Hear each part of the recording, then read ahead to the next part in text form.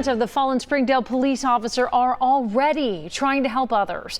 Officer Kaia Grant died Saturday night when a car crashed into her on I-275. That driver, investigators say, was running from another police agency. WCPO 9 News reporter Courtney Francisco is live at Springdale Police Department. Courtney, obviously all of our hearts are with the folks up there. What are you seeing there tonight?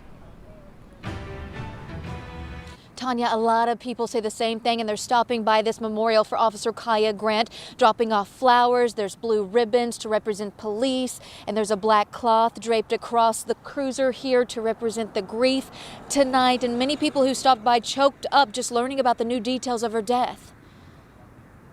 Officer Kaia Grant died protecting people, fellow officers say. Tough as nails, can handle herself. She was 33, an only child. Her mom lives in Cincinnati, dad in Georgia.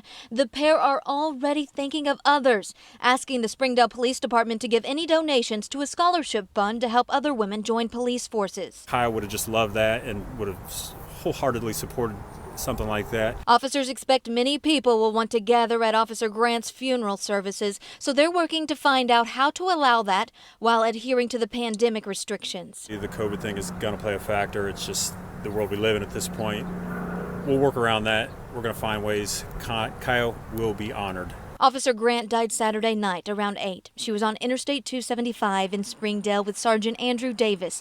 They were both outside the cruiser when police say a man intentionally crashed into it. Grant died at UC Health. Officers from around the area gathered there to show support. She's a graduate of the College of William and Mary. That's an elite college. She's incredibly intelligent. Investigators say the man who hit her is Terry Blankenship. Officers arrested him at the crash scene. He has a history of domestic violence arrest, and he was wanted in Blanchester after breaking into his estranged wife's home with a gun and making threats.